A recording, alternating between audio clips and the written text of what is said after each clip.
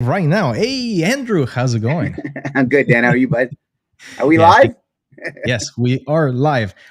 Hello, everybody. My name is Dan Duran. I'm the host of the Tech Lounge. Here we discuss topics related to business technology and cybersecurity, which is extremely important nowadays. I have here Andrew Summerton with me, my co-star, and my partner in crime. Hey, Andrew, how's it going? I'm good, Dan. How are you? Good to see everybody. Kind to see everybody. Hopefully, lots of you joining us today. It's going to be a great topic, great show. Yes, yes, yes, and I see that Gladstone is playing around with the screens right now. That's all cool.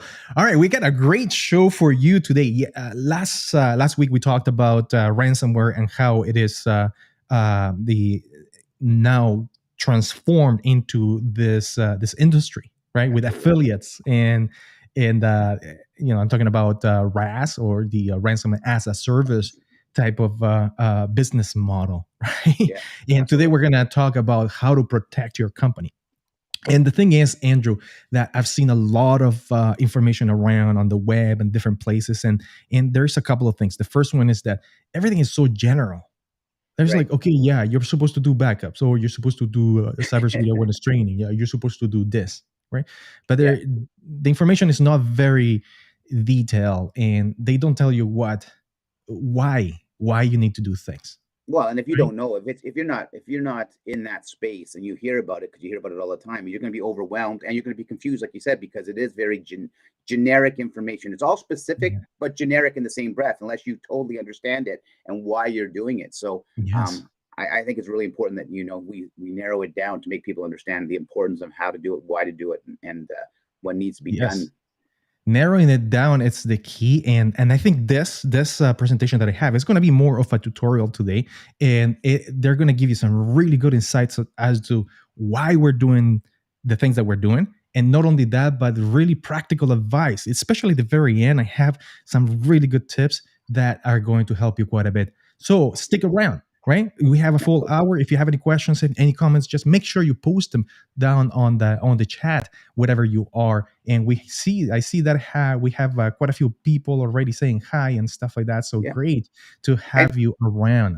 And guys, people who are joining us now and who have, we have quite a few people who follow us on a weekly basis, and really, really happy to have you here on a regular basis. But for those of you who are new, or you have questions that maybe we don't get to on the show, please don't hesitate to reach out to us afterwards. Send us emails, connect us with us on LinkedIn, call the company. We'd be happy to share our insights, share our information with you, or even help your IT team, your MSP, or yourselves, get better understanding of cybersecurity and your architecture, your landscape. Exactly. Everything is different, and every network is completely different from each other, right? You don't have two networks that are the same. All right, so I am showing you my presentation right now, and let me just jump right into it. So It's only, Dad, it's only really small. I think maybe we should make us small on the right hand side and make your presentation large. yeah, Yeah, reverse Gladstone. it. Gladstone's playing with some new buttons in there, I think. Sorry Yes, about this, yes, guys. We yeah. need to So make ransomware big. There we go. There we go. so last week we talked about this is from one of my presentations about what is ransomware, some stats. I give you a little information about the kill chain and how it is generally the ransomware attacks companies. The other thing is, like, we talked about the major RAS groups. We talked about the RAS model with the peddlers as well as the affiliates and all of that, and the entire thing from A to Z, from recruiting affiliates all the way to delivering the decryption key, the whole chain of command when it comes to ransomware. And today we're going to talk about how to protect your business, right? Which is the key. So I have 10 tips, right? And I'm going to be jumping from screen to screen to show you different software, different stuff that we use here at Rhino Cybersecurity, and also that you should consider in your environment as well. Absolutely. So the first one is, I'm going to go right into it. Dan, you're Uh, just a heads up. You get some kind of background echo slash muffle on your microphone. So I don't know if it's something you can adjust, but you've got it a couple times so far in the last minute or two. Just an FYI. okay. All right. I think maybe you're just hearing that. I Okay, don't I'm hear just it from my. So, guys, the first thing that you need to do is that you need to map your attack surface. Okay, and you have no idea how many times we go into a company and we're doing cybersecurity assessments, we're doing consulting, and we're providing recommendations, and we usually follow guidelines like the CIS, security controls, critical security controls, CSC, with 18 different controls, or the NIST, and things like that. And very first thing that they tell you everywhere is you cannot protect what you don't know you have, Fair right? enough. So you need to make a list of all your assets, like you're in, like spreadsheets. They don't count, man. We see a lot of spreadsheets because everything is changes, right? So and not just your assets in terms of endpoints and servers and network devices and all of that, but also your software, the software that people are using inside of the company. So it is very, very important that you map your attack surface, identify your systems, your software, your devices, and then maintain this active inventory of everything you have. Dan, is there In a way for, just because we're trying to simplify things, for if let's say a company doesn't have an IT or an MSP or somebody, is there a trick to identify all of their systems, their network, etc., their endpoints? Yes, yes, of course. And I'm going to show you something that we use here at Rhino Cybersecurity. So, if you can see my screen, this is datto RMM. So this is one of the tools that we use, and it goes beyond just cybersecurity. This is actual IT management stuff, right? So in here you can see, for example, one of our computers, and I'm showing you a demo computer in here, and we can see the level of detail that this RMM is, remote management and monitoring software, right? Right. So the way it works is basically it works through an agent that gets installed in all the systems, and then you're able to monitor everything inside of the company, right? So you see operating systems, you see the builds, you see the patch, whether the computers are patched or not. You see the different logs and stuff like that, like shutdowns and etc., as well as things like like the applications that you're running on those systems, right? Right. So and and the monitors, right? So this keeps and you can tell right away, Andrew, this beats an Excel sheet, Oh, doesn't for it? sure. Absolutely. This actually tells you right down to, like, if your software's out of date or anything, right? It's on your computers, etc. Exactly. So, for Nice. example, right here you can see the latest version of each of the softwares, Beautiful. and then you see whether it is compliant or not compliant, And right? that's very So that's very important to have updated software when it comes to protect and stopping ransomware. All these things are layered protections, right? So um, yes, these tools are very, very important.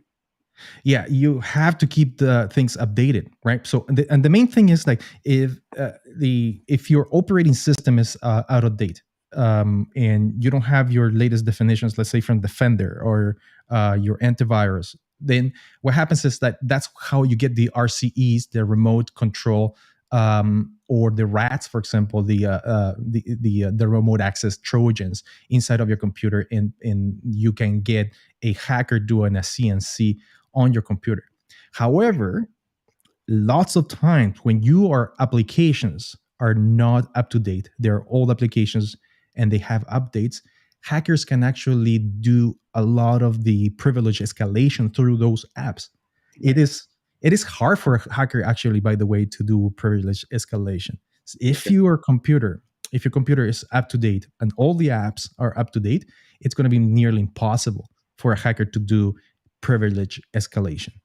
Hey, Dan, And question in regards to that, how frequent should a company verify this information, that their information, that their site, I mean, so that their computers, etc., are up to date? Should they do it, weekly, monthly, yes, quarterly? What's kind of a recommended tip?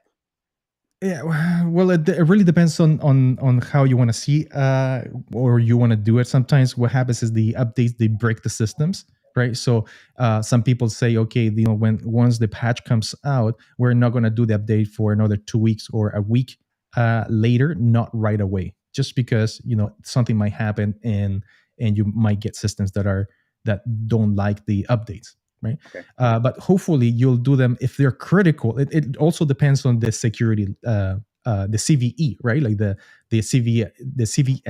CVSS, right? The ranking in terms of vulnerabilities, from 1 to 10. If it is a Okay. critical security, you should do it as soon as possible. Gotcha. If it's medium or low, then you can take your time, do it in 2 or 3 weeks, uh, depending on your cycle, right? So it really depends on the severity of the vulnerability. Right. However, through this is centralized, right? So you can use your GPO, so your group policy objects, or you can use something like datto RMA to deploy patches and all of that stuff automatically, right? So Okay. you automate the whole thing. You don't need Nice. to get into other computers. So you can see here, for example, this is just how datto RMM is also used for connecting through Splashtop into the computers, and you get graphs, you get all kinds of stuff that you can use in your company as well, right? So yeah, so that's super important to have in the company, right? So let me go back to the map your attack surface. So this is going to help you identify what's vulnerable, right? So as I said, hackers use privilege escalation through updated apps like Photoshop, like like things like that, right? Like Right. net.net, for example, or SQL Server. If they're out of date, they might be able to escalate. And why do they escalate? Why do they escalate the privileges? Do you know why? Nope. Go ahead. You should fill me in. of of course. So the reasons why they do that is because to turn off your firewall and the antivirus and disable the antivirus inside of a computer, you need to have admin privileges, right? Right. So once you get into the computer through an RCE, for example, or remote control, or a CNC, a command and control, then the hacker needs to escalate to turn off the security stuff that you have inside of the computer. If he's not able to escalate the privileges, he won't be able to move around the network. So that's Gotcha. where this is very, very important. All right. Any questions so far, Andrew, on the I don't. on the lines? Just a lot of highs. Hello, guys. Happy Fridays. No actual questions yet. So yeah, guys, don't hesitate to ask some questions. This is really important. Maybe you guys are going through some issues in your office or your company that you want next steps, or what are we doing right now, and what we could do to better our position. Just ask the questions. That's what we're here for today. Please. Yes, absolutely. So number two, I mean, we were talking about this, right? Patch and upgrade. And the thing is, a lot of people miss this step in terms of creating some regular maintenance schedule, which is kind of like the basic stuff, right? In IT, you need to make sure that centralizing, like your patch management, it is key, man. So you don't have to do it by yourself manually, right? You Right. can get this done every so often, every 2 weeks, every 3 weeks, and but you have to have some sort of regular maintenance schedule, Yeah. right? That is key. Sometimes what happens is that you can't upgrade, right? So especially in servers that are running legacy software and stuff like that, it's really hard to upgrade those systems, or Yeah. impossible. You can't. So what do you do when that happens? You need to use controls. So some of the controls that we use, for example, is okay, closing all the ports, right, and leaving just the ports that are necessary open for the function for that server to be functioning, right? So if it's a web server, obviously, like port 443, for example, or if it's like different types of servers, you need to just open one port or two ports, and that's it. Don't open the other ports. Don't leave them open, because then that is since that piece of equipment, that software is, or operating system is already vulnerable, you are limiting the attack surface, Right. right? The other thing is isolation, right? So make sure that those critical servers and things that are vulnerable, they're isolated from the network. So put them in a DMZ, for example, and limit the access to those. Zero trust is a great way or model also that you can use to isolate and take care of this stuff. And I have a document here, and this is from the NIST on zero trust So trust. architecture, right? So, and it is a very, very good document to go through to make sure that you can apply some really key zero trust um, um, like features, or you don't have to do it all at once. This takes time, by the Mhm. way. It's a lot of work. So like how to enhance identity governance, how to use microsegmentation. It is actually very, very detailed, and it's free, of course, Right. right? So things like that, I think, is super, super important to have. The other one is whitelisting, right? So whitelisting is super important because you don't want people to download TeamViewer or AnyDesk, or you don't want hackers to, once they get into the system, to be able to install software inside of a computer, Right. right? So whitelisting apps is very useful, right? So for example, there's a lot of ways that you can do that. And one of the ways that we use here at Rhino Cybersecurity is using, for example, Threat Locker, where you can create policies and allowed applications that users can have in their computers. But what this helps out with is that when a hacker, we're talking about ransomware today, right? So Yeah. when a hacker goes into the system, to be able to move from place to place, they usually install a remote desktop solution or software inside of the computer on the background, right? Mhm. So if they're not able to do that because you're blacklisting every single software except for what's allowed in the company, then they won't be able to do that, right? So they won't be able to transverse from one place to the other. So it is extremely important that you guys, are whitelisting. Whitelisting is a great, and it's also part of Zero, zero zero trust. trust. Right? Yeah. Yeah, what do you think about that, Andrew? Do we have anything from anybody in there? If you Yeah, we guys have are tuning in, we do have some questions and stuff like that. I mean, and it's all about escalation and as far as like you said, basically people having access. So by white labeling and things like that, it gives you that extra layer of protection. But again, it's all in stages, right? So the more information you have, the more things you do, it's going to basically give you that ability to basically mitigate any chances of being held ransom or having ransomware in your system. Here from Oscar, is there an alternative solution to TeamViewer?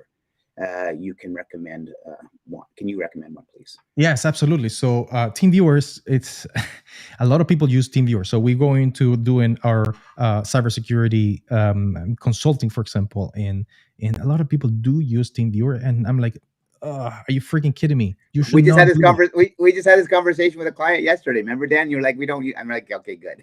Yeah, why are you using TeamViewer? Don't use it. The reason why I don't like TeamViewer, and I don't think any cybersecurity professional would like TeamViewer, is because you get, every time you create a session, you can give anybody the user ID and the password. So if somebody from abroad, you can give them the credentials and they can log into your computer and do a remote connection, right?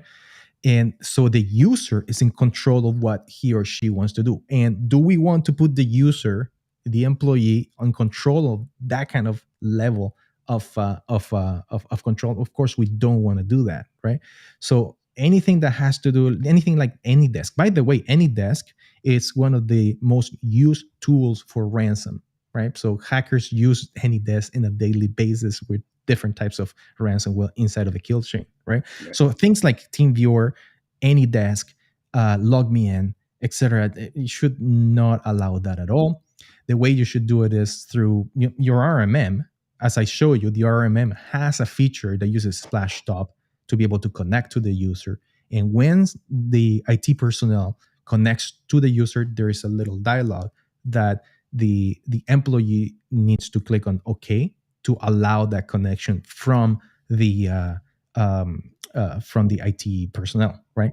But you don't. But in this case, the IT personnel has the control, not the user, right? So you're not giving the user control to do whatever they want. So I would definitely recommend. There's a lot of tools, like there's a Ninja RMM, there's SolarWinds, there's like a datto RMM. All of those, they all come with the built-in remote connection for IT to be able to monitor and attend to those pesky tickets that get created because somebody's computer is low or whatever, right? So Right. I think that's a really good question, Oscar. Thank you for asking that, and I think that I hope that helps.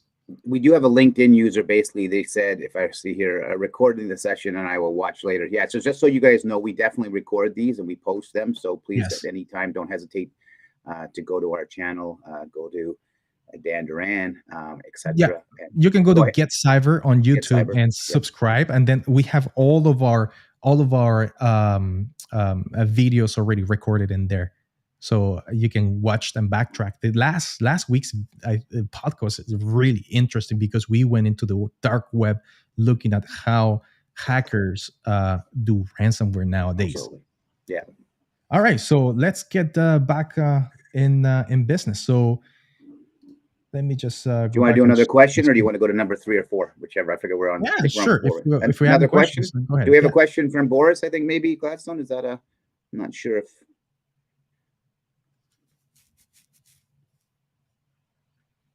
Okay, Yeah. Catherine says how to recover from a ransomware attack. Oh, yeah, Yeah. that's not an easy task, right? So No, for sure. the all of what we're doing right now is to preparing you for recovering from a ransomware attack, right? So if you put all of this in place, even if you get ransomware, you're going to be able to recover, right? Right. So if you apply um, these different advice that I'm giving you right now, right? So And it, Dan, and a big thing too is, I mean, it's kind of a backwards question too, in a lot of ways, because unfortunately, a lot of people think reactive and not proactive. And what you want to do in your business now and moving forward is being proactive with putting measures in place to mitigate any opportunity or any chance of being held ransom with ransomware, right? So how to recover from ransomware, it's a great question, but really the question should be, how do I mitigate any chance of being held ransom? Because it's really about being proactive moving forward. It's not if I'm going to be hacked or if I'm going to be phished or if I'm going to be held in a certain way. It's when. Nowadays, and so it's not about recovery anymore. Even though it's important, you have to have if you have these measures in place, and it does happen. To Dan's point, you're going to have a much better chance of having that recovery happen. But it's about being proactive, so you mitigate the chance of it ever happening. This is what's really important. exactly, right on. So yeah, so let me just go back to my screen here. There you go. All right. So for some reason this thing is operating for me today. All right. So the next one is okay, the other one is protect your domain controller. It's important because that's how ransomware happens. The hackers are trying to pivot from place to place. They do privilege escalation inside of the endpoint, and then they pivot from system to system to servers until they get to your domain controller, and that's what they want to do.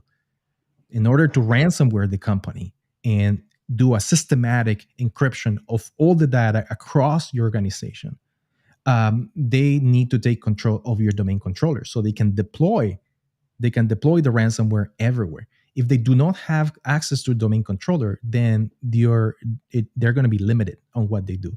So you need to protect your domain controller. Make sure that you have, dual factor authentication. Make sure you have, like you're not sharing passwords or have the same passwords in different systems. Only one password on your domain controller. I think that will help you quite a bit. The next one is, if you talk about the things like updating your security system. Sometimes you forget, you keep your operating systems and all the endpoints updated, but you forget about all the security like devices and features that you have, like your secure email gateway, your web filtering, your application whitelist. You need to keep your security systems up to date as well, right? So the of course, and I'm going beyond the strong password and MFA. Everybody says multi-factor authentication and all of that. But threat intelligence, it's also very important. And let me show you another presentation that I have in here. And I think my audio is not cooperating with me today, so my apologies on that. Can you hear me, Andrew? Yes, I can. Yeah. Yeah, Okay, perfect. it is going in and out a little bit, but very random. We hear you 90%, 95% of the time, so it's just a couple little times, and it's just a little muffly, but it's okay. Yeah. So this presentation is part of our MDR, right? And let's suppose this is your network. So you have your endpoints, and you usually have, your app control, your app whitelisting, your extended detection and response, your endpoint detection and response, antivirus. Same with your email. You have your secure email gateways, your anti-spam, and all of that. You have your DNS filtering, and at the end, you're doing your cybersecurity awareness training and all of that stuff. And then you have your firewall, right? So let me show you how ransomware happens. What happens is that once you get an infection through a Trojan or something inside of a computer, then you get what's called a command and control. Okay.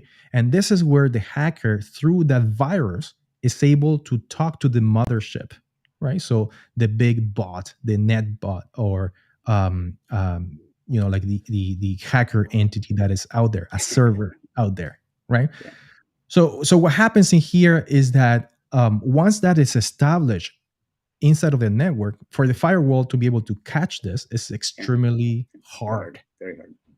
Extremely hard, right? So that's when you get the privilege escalation. You have the pivoting from place to place and moving inside of the network. It takes 287 days, right, to be able to find this kind of stuff inside of a network when a system is compromised. And that's just and that's the market standard, guys. 200 days to identify a vulnerability within your network potentially, and it's isolating and escalating, as Dan alluded to, and pivoting, and 87 days to basically isolate, mitigate, and enumerate, basically, or get rid of it. What's nice about an MDR like we have, like Rhino, it's a 20-minute, it's almost real-time identification. So it's really important to make sure the tools. It's about layered security, right? And so, not to take away what you're saying, Dan, but I think it's really people understand the importance of having a tool like an MDR in their network. Yeah. Every time we do our demos for our MDR, people are just they're floored on how fast we're able to detect CNC attacks, how we're able to detect downloads of malware inside of the network. And you're right, it's like 20 minutes. So if you want a demo, make sure you reach out to us, and we'll be happy to give you a demo of what we do as network security experts, right? So yeah. So something that I want you to pay attention to: look at the command and control right now, right? And what happens if you sever this connection? Then even if the client or the endpoint does have a virus, the hacker won't be able to talk to it, right? So the virus is the means for the hacker to connect to the computer, right? And to be able to command and control the computer. But if you cut this, you sever this line of communication, what you're doing is you're leaving a virus dormant inside of the computer, which cannot do anything because the hacker does not have control over it. Do you know what I mean? Mm-hmm. And this is where the concept of threat intelligence comes in. Okay, so for some reason my mouse is just dying right now.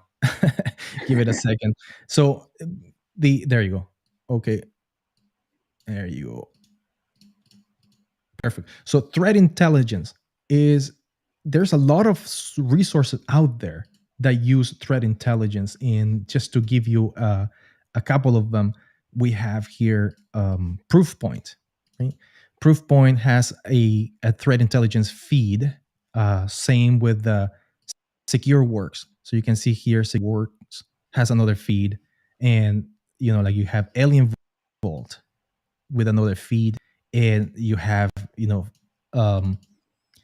Abuse CH has another feed, and so on. There's a lot of them there, and most of them are open source. So if your firewall has an IPS, so an intrusion protection system that blacklists IPs that are bad, that it makes sense to feed this information to your firewall, so it blocks, hundreds Competition. of thousands of IP addresses that are bad, right? Right off the bat, right off the bat. And these feeds, they are constantly being updated every day. They're being updated. Yeah. So that means that even if the computer gets hacked, when the hacker tries to establish that connection to the mothership, that IP address from the mothership is already blacklisted, so they So can't do you can't anything. talk. Yeah. They can't talk. They can't communicate. What do you think about this tip, man? This is so. A lot of people don't think about this, but it's so important for Absolutely. It's cybersecurity. yeah. It, it's one of those things that. And by the way, if you go to a URL house, um, I can see all the IP addresses and all the websites that are currently have malware, right? So don't go to don't go to Don't this go to site. the Don't click on this link, because then you're gonna download, an executable into your machine, right? So as a cybersecurity professional, what I do is I do go here with my Linux box, and I download all the viruses and then test antivirus against those viruses. I run, like 100 viruses against one machine, or 1,000 viruses against one machine, to see how long the machine is going to take for the machine to explode So using and just so you whatever know, antivirus. when Dan does that, it's like a kid in the candy store. They love to be able to do that kind of stuff. So if you don't have the expertise, to Dan's point, don't be doing it. Please hire or bring on an expert to guide you and share those things and those directions with you. But again, it's just basically about understanding, having the right things in place, and hiring the right people to basically help you. Yeah, and today's the 29th of July, and you can see here, for example, the dates. I mean, like, this is today, right? Today, this is the latest URL that was Okay. identified to contain malware, and it goes on and on and on, right? These are all online and active. And then, if you look at, for example, you see different types of malware. So this is an executable. This is the Hajime, so it's part of a ransomware attack. Same with the Mirai is actually a botnet attack for creating zombies on Linux devices, and so on. So Mozi you have in there too, which is the same thing. DDoS bots, Tesla, and so on, right? So this is crazy, man. You can go here and, if you click on one of these links, of course it's going to take you to another page, for example, but then it will tell you here what it is in download, malware download, right? And it will give you the hash, right, for it. And it gives you can copy, and then, I can click in here and then just, right now it's actually it's not working, right? So it's offline now, right? But I have a Mac here, so an executable is not going to do anything to my computer. So yeah, this is super crazy, man. So feeds are very important. That's what we use in our MDR also, right? Like, for part of our network intrusion detection system inside of the network, we consume all of these feeds, ingest these feeds to be able to track bad stuff inside of the network. All right. Any questions? There's a couple. Actually, we've got some from Boris. I think we have some from Adrian. I'm not sure. Gladstone, feel free to put whatever one you want up. From Diego, small business owners don't have to worry about ransomware attacks, right? Oh, you know what? I love that, because I think it's a little bit what's the politically correct way of saying it? No, you're absolutely wrong. Small businesses and medium-sized businesses actually are much more prone to be attacked nowadays, actually, Diego. So it's definitely something that it needs to be on everybody's radar. And again, it's about mitigating risk, understanding the measures to put in place, finding out what you have in your network or what you have in your organization, and then asking an expert or your IT. If they don't know, ask them to ask a cybersecurity organization like Rhino or another one like us to give you guidance to help mitigate. Again, you're never going to eliminate 100% a risk. Never going to happen.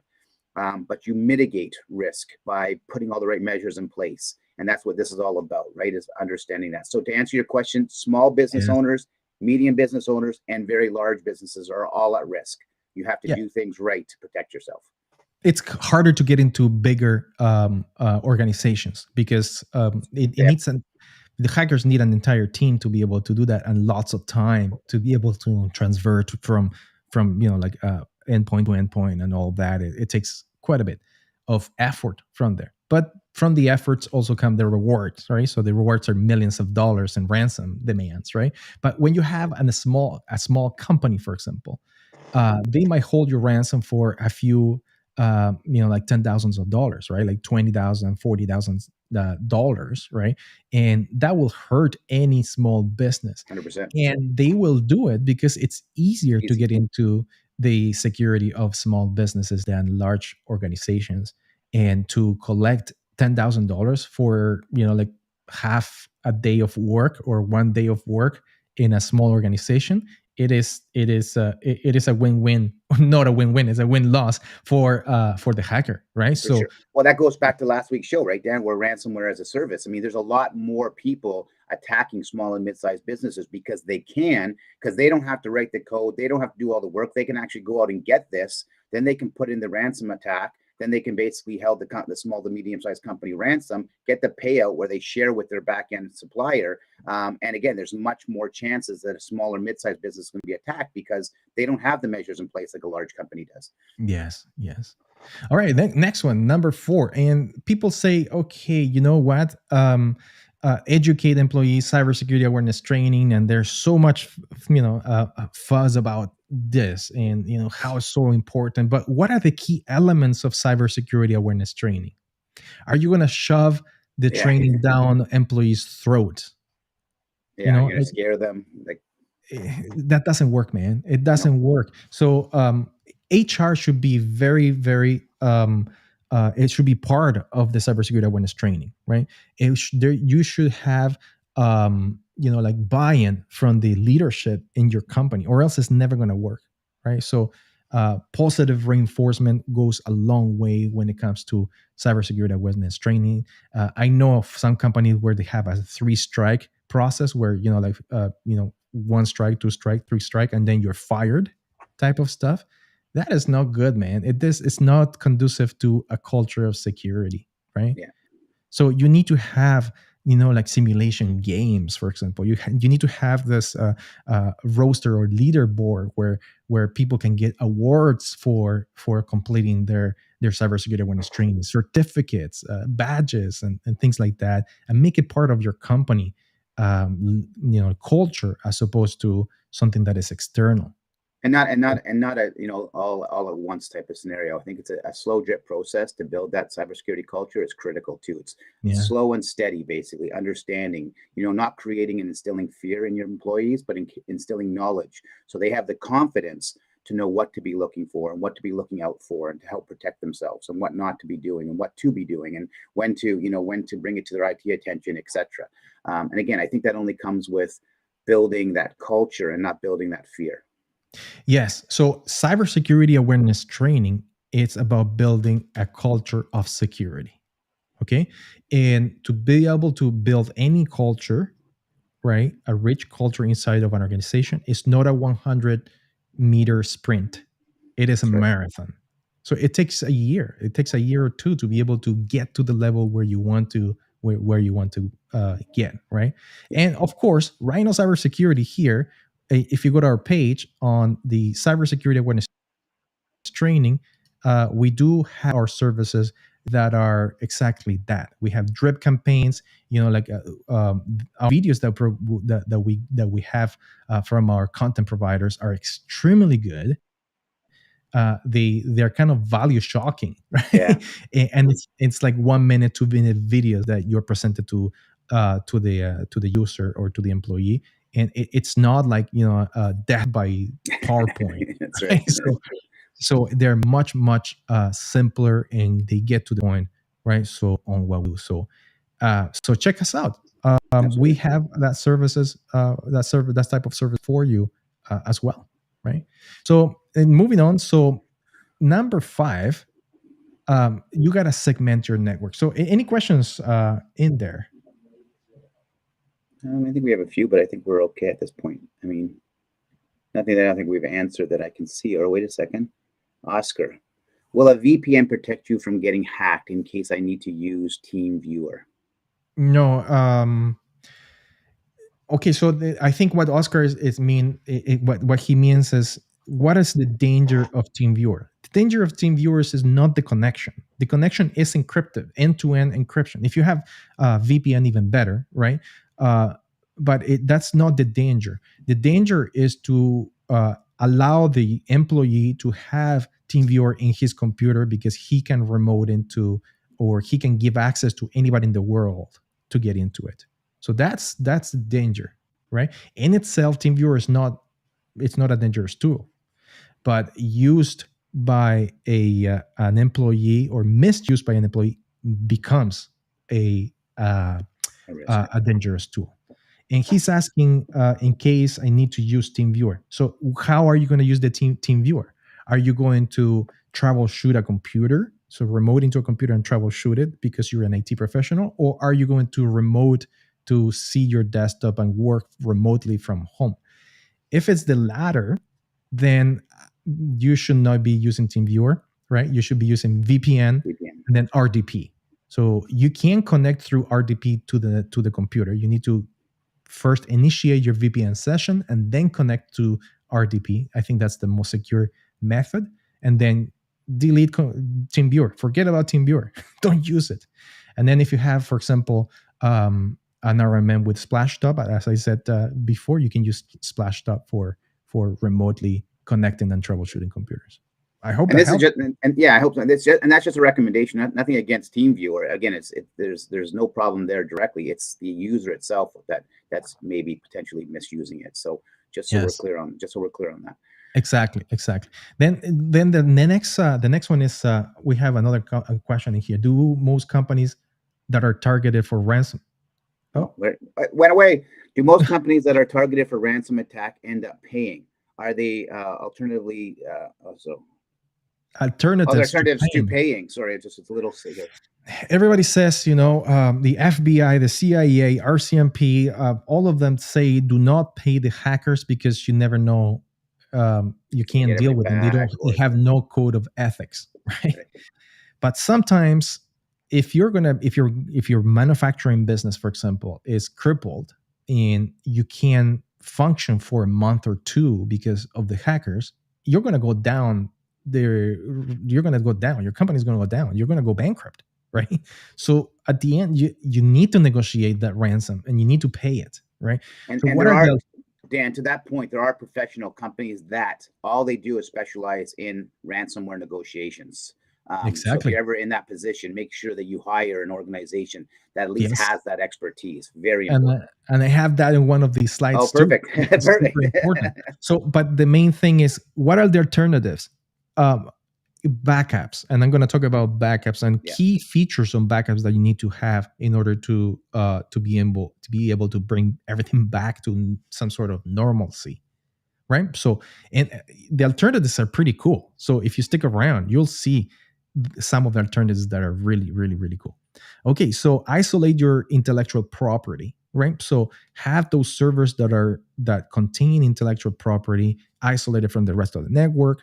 You need to sequester personal identifying information, PII, right? So any data pertaining to users, your employees, and your clients and your vendors and all of that, you need to have that very well protected, and make sure you maintain critical emergency services.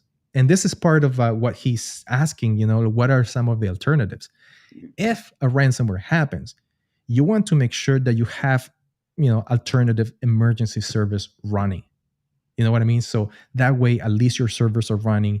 You have like a failover server or redundancy in your server that you can bring back online to at least get you by on that case of emergency, right? So because it is an emergency, right? When you get hacked, you don't want the lights to go off when you are ransom, right? When you get ransomware, you want to have at least the critical emergency service running, right? So you need to isolate those things.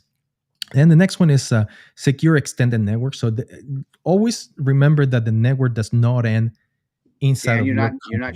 you're not sharing your screen, but oh, there it is. Perfect. It's up now. Perfect. Yes. So you always have to remember that your network is not just your company. Your company, there's an extension to your company. So like we're talking about your operational technology. So all your machinery that you have inside of the plant shop, those need to be secure. And you might say, you know what?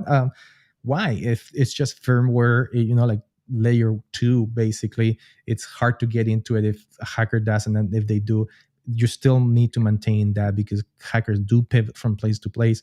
Your cloud environment is not part of your network. I mean, you're using Salesforce, you're using, other ERPs or CRMs or whatever. They need to be secure too, with double factor authentication, for example, dual factor authentication or backups of the data. If those services go away, you're going to be left with no data. So branch offices. So sometimes what happens, we go into helping businesses. We're only helping like the main office, but how about all these satellite offices that you have Exactly. around, right? Yep. So those need to be protected too. Even if it's 6 people, 10 people in those offices, they need to be protected, right? 100%. And we have cases where our clients do have satellites office and branch offices. Your customers, your partners, your vendors, right? So a lot of the attacks, the phishing attacks, for example, come from vendors. Yeah. Maybe you can tell us a story around that, Andrew, on vendor attacks. Oh, we just had one not too long ago. One of our clients, basically, they sent an attack to one of their partners who was a supply chain, and we actually mitigated it, identified it because we were fortunate. We have a Rhino Guard in their network, and then we told our clients, which isolated the situation. We immediately shut it down. Then they actually had to go to their supplier and tell them, by the way, you guys have been hacked. And we're not even affiliated with that third party company. We're affiliated with our partner company. So, fortunately, our client was protected, and then they had to go in and they had to identify and fix it, etc. That we weren't a part of. But yeah, I mean, it happens all the time. Yeah, things like, for example, um, chain of custody, right? So it's very important. So when accounts payable, for example, is making decisions into who they're paying, they should have a body system where they can check who they're paying money to and do their due process. Yeah, And for example, if a vendor gets hacked and then they send you a contract, right? Because and it's the hacker send you the contract, you know that the email is coming from Peter, right? You that's know right. Peter, You you know dealt them. with Yeah. him, right? You have his email address, everything looks legit, and then you're going to pay money. Make sure you have that verification and process, or else you're going to be losing. You can lose millions of dollars, Well, right? and it's so important because we have clients all the time that say, "Oh, we're so busy, we don't have time for this. We're so busy, we don't have time for this. We need to, and so we take care of it." But the reality of it, by having these measures in place, like Dan's alluding to, it's critical. There was a client, I mean, not a client, a company that, and I won't mention any names, but it was a company in Kitchener Waterloo that got held, that actually lost $2.6 million a few years back because they were doing major renovations in their building, and their supplier, so the hacker got in, realized there was suppliers coming in and out of this company constantly. Money was being exchanged on a regular basis, and then they just kept getting invoices, and this took almost a year to take $2.6 million out of their network because they kept paying the wrong suppliers, because of this, and it was just because they didn't have the proper measures in place. And it can happen. So you need to have these things, in place to protect you and your companies, and again, your network of organizations that you do business with. Yes. We have a question here, I think, from Gladstone. What is the largest known ransom that was ever paid? I have no idea. So Yeah, me neither. if you can I'm answer sure that no one question, knows. um, I'm trying to remember. I think I've read that, but like I'm not really good with those type of tidbits. I'm more good. I'm better with technical stuff and remember commands and scripts and stuff like that But than there's some really big ones, and to that point, cybersecurity is another really big part of this, and cybersecurity has changed dramatically over the last couple of years because of the big payouts, because companies aren't putting the right measures in place. They're not even giving 50 million plus, and this is third party information, so don't quote me 100%. But companies that have 50 million plus, it's very, very difficult a year. very difficult getting cybersecurity insurance. 25 to 50 million, they have to prove all these certain services. And under 25 million, you have to have things in place now to get cybersecurity insurance just to protect yourself. So it's very critical, and because they're Yes. paying out these large ransomwares, Gladstone, to your point. And I don't know what the largest is in history, but I'm sure it's quite large. Yes, yes, for sure. All right, so let's go to the next one, number 7. So, number 7. So we only have 10 minutes. Oh my gosh, time flies, man. Absolutely. Yeah, and here, this is to Boris' question: what are the alternatives? Isolating your recovery systems, right? So not just creating regular data and system backups, but having isolated systems. So in we as a cybersecurity company, we do a lot of penetration testing and vulnerability assessments, and we're able to identify backups inside of the network, right? And creep up into cloud backups, for example. And we found for that in one case, I remember the backups were great. They were doing backups, they were encrypted, they were doing all of that through a virtual machine, so a VM, but we still had access to delete the VM, not the backups, the entire VM. We could delete the VM, and then the client will have no backups. And that's what hackers do, right? So you can probably hear my dogs upstairs. Excuse me. It's So okay. We're the, all used to that in the background noise yes, in podcasts. no problem. So the thing is, hackers want to delete that information. So as soon as the hacker is able to exfiltrate data from different sources, your servers, what they want to do is delete all shadow copies and all backups from the network, because they know that those backups are probably encrypted anyway. So it's no use for them, but it is very useful for you. But they will delete them, so they're gone, poof, into Yeah. oblivion, right? So you need to make sure that those backs are isolated, and through like a strong password when you get into the cloud backups, and make sure that, especially the ones that require full system recovery, right? Because those are the backups that are going to take you a week to be able to restore, because there's so much information in those type of backups, right? So make sure you scan your backups, right? So for vulnerabilities, because if you're going up the stream or upstream into the cloud backup, if a hacker can get into the cloud and delete backups from the cloud, then what's the use of a cloud backup? It doesn't make any sense. So have different backups running at all times, and make sure that you test the recovery process on those backups. So play the drills, right? Like play the restore drills, because sometimes what happens is, yes, you have backups, you get ransomware, you're trying to bring those backups back and restore them, and all of a sudden there is a major failure on those backups. You can't restore the data anyways, right? So super important in there. Here's a question. It's kind of I'm not really sure. Maybe you can answer this, Dan. But what is the link between ransomware and cryptocurrencies? Um, Well, no, the link is that hackers, they're not going to send you a bank account for you to deposit money That's what into he's their meaning. Perfect. That's what he's meaning. Okay. I was trying to figure out what is he asking in the. You're exactly right. Why? Because they can't track it. That's the thing, Yeah. right? That's exactly why. So when a ransomware asks for money, they're not going to ask for $10,000 to be deposited in bank, down the street from where your office is. They're going to ask for a cryptocurrency because, again, cryptocurrency is non-traceable.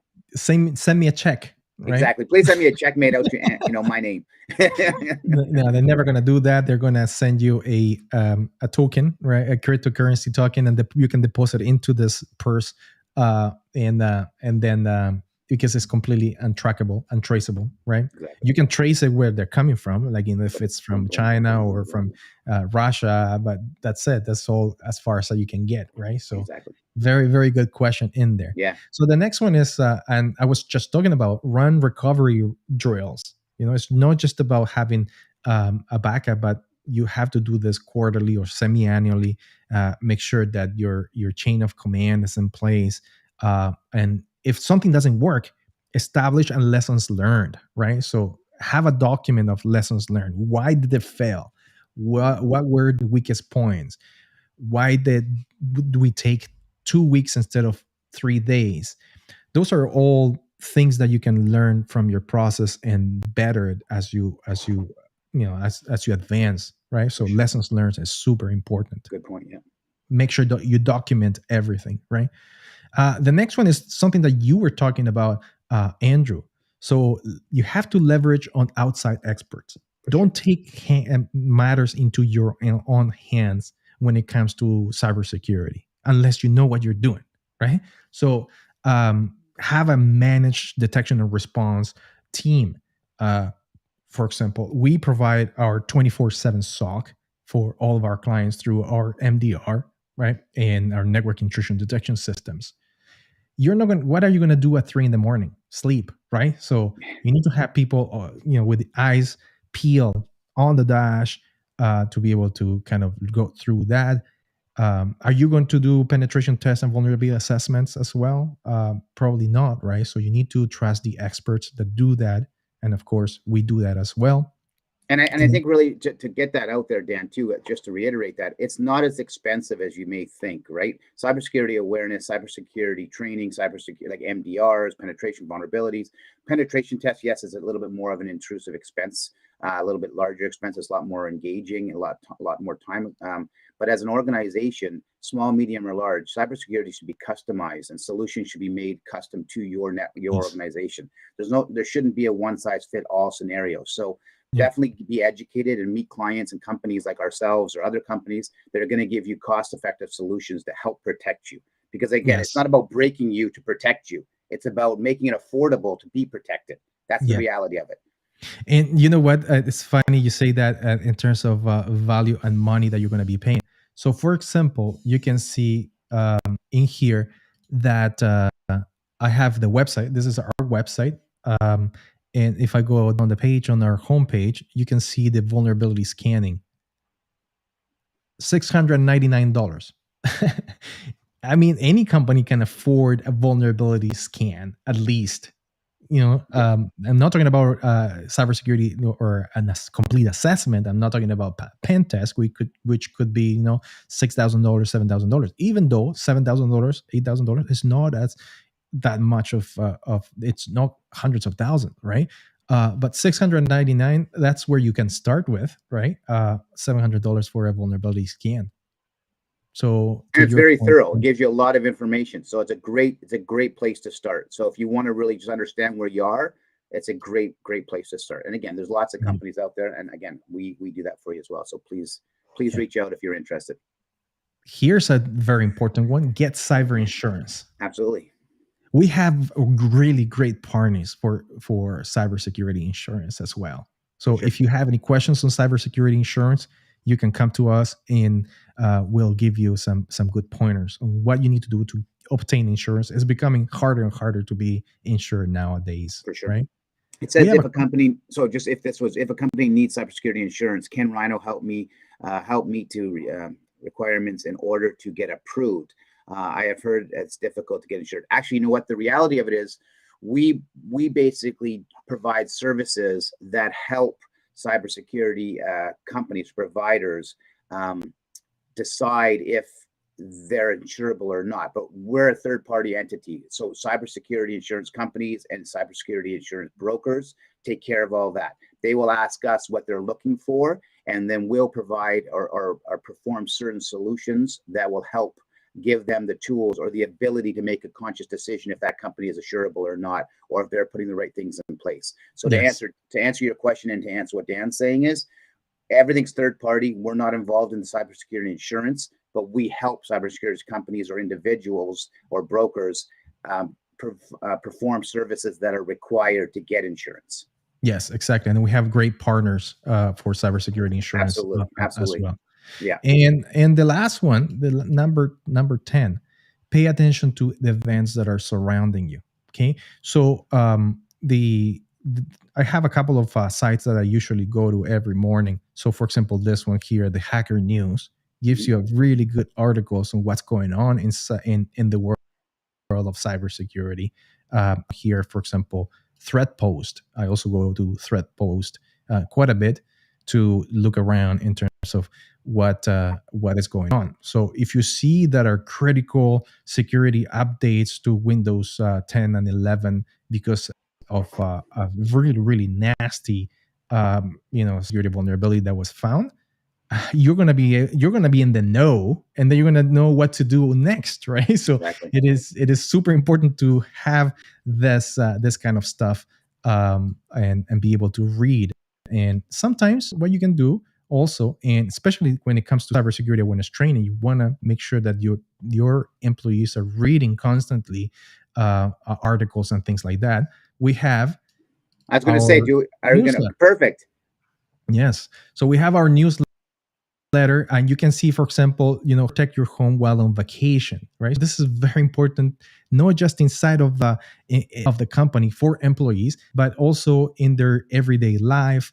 You can see, for example, why shadow IT is so dangerous, for example. So just letting people know that they should not take things into their own hands when it comes to IT, using free VPNs, and then some news on, for example, how home routers are targeted. We have a great subscription based newsletter, absolutely free, that you sign up to, and we'll send it to you twice a month, right? So it's And Dan, by week. how can they register for that? Where can they go to register for that? Yeah, sure. You can actually go to the our website, so rhino.io, and when you are inside of our newsroom, then you can sign up here, right? Perfect. And we also have articles every day, 4 times a week, right? Articles on cybersecurity. So the last one was awareness versus resilience, closing the gap, right, on cybersecurity awareness training things. It's very very complete, by the way. So And it's yes, absolutely free out there, guys, to join and enjoy that information, right? I mean, what's nice about that is we provide that content to educate our not only our partners, but anybody out there who's very interested and concerned about cybersecurity. And again, if you start following our Purple Talk newsletter, you're going to get informed, you're going to learn a lot more. And if there's anything else you need, then obviously then you can reach out to us for anything else. But yes. absolutely free. And that's the end of the show, guys. I It know is. it was a little dry and dull today, but you know what? I think the lessons were there, and that's the key. We want to make sure that you guys are safe in your role as an IT security, or like as a business leader, that you are protected, right? So I hope you found this information useful for you and your company, and I hope you guys have fun. Next week we're not available. We our podcast is going to be canceled next week, but come back Following week. the week after. Absolutely. Right? Looking forward to it. Dan. Again, great show, great job, and incredible information. Very, very well done. Very nice to see everybody. Thanks, And thanks, guys. thanks for the Appreciate. questions. Bye.